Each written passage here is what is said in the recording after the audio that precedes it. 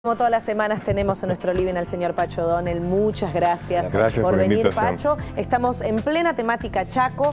Hugo de Cuco está allí. Toda esta semana estaremos hablando de ello. Y yo quiero preguntarte, Sebastián Gaboto, ¿quién es y el descubrimiento del Chaco en este sentido? Pero no ahora. Vemos un informe. Bien, ¿Le parece bien, Pacho? Dale. Y después lo discutimos, o lo charlamos. La expedición de Hernando de Magallanes descubrió en noviembre de 1520 el estrecho que llamó de Todos los Santos y que hoy conocemos como Estrecho de Magallanes.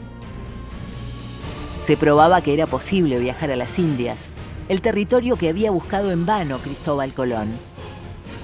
El veneciano Sebastián Gaboto, financiado por capitalistas andaluces, partió en 1525 rumbo a las ansiadas Indias y sus riquezas. Al llegar al río de Solís, recibió noticias de que aguas arriba existían tierras riquísimas donde gobernaba un rey blanco. Así, Gaboto se adentró más allá del encuentro de los ríos Paraná y Paraguay y llegó a lo que hoy es el Chaco. En el camino fundó San Lázaro, en la costa oriental, y Sancti Spiritu, cerca de la actual ciudad de Rosario, el primer establecimiento europeo en la Argentina. Pese a lo difícil que era la navegación contracorriente, Gaboto exploró los ríos Paraná, Paraguay y Bermejo. La resistencia de los indios terminó por hacerlo retroceder y regresar al estuario. Engañado por sus ilusiones de riqueza, bautizó sus aguas con el nombre de Río de la Plata. Sin embargo, el Cerro de Plata estaba muy lejos y no era otro que el Cerro Rico de Potosí en la actual Bolivia. Gaboto, convencido del fracaso de su expedición, regresó a España.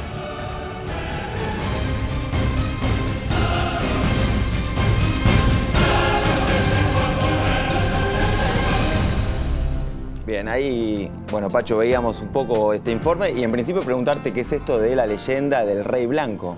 Claro, el Rey Blanco era una leyenda, como bien vos decís, que le contaban los originarios a los invasores europeos, digamos, a los conquistadores, que hablaban de que había un rey riquísimo que se sentaba, que tenía un palacio de plata, que se sentaba sobre un trono de plata, que indudablemente aludían a las minas de Potosí. Las minas de Potosí han sido minas riquísimas que estaban dentro de nuestro territorio, digamos, cuando el reinato de Río de la Plata incluía el Alto Perú, y también cuando después de Mayo las Provincias Unidas también incluían el Alto Perú.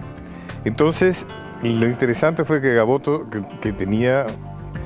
Porque resulta que una vez que descubrieron los españoles la América, les empezó a resultar un engorro, porque no podían llegar a las Indias como querían ellos originariamente. Como pensaban que era. Entonces, cuando Magallanes, como dice el informe, descubre el paso por el sur de nuestro país, entonces le encargan a Gaboto que pase por ahí y que vaya, que llegue a las Indias.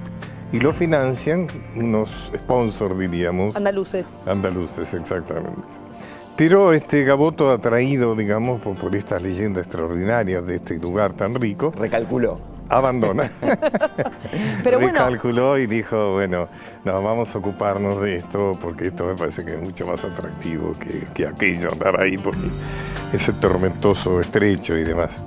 Y lo que hay que decir en honor, digamos, y por orgullo de los chaqueños de hoy, es que los originarios que ocupaban su territorio eran absolutamente indómitos.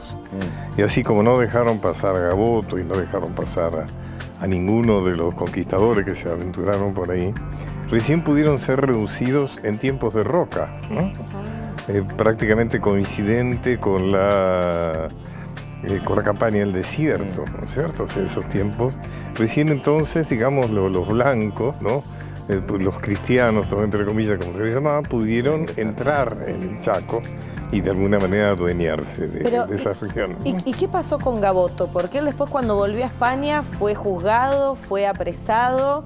Claro, porque los sponsors andaluces no les gustó eso de la recalculada. No les gustó mucho el tema del GPS. No les gustó mucho eso de recalcular.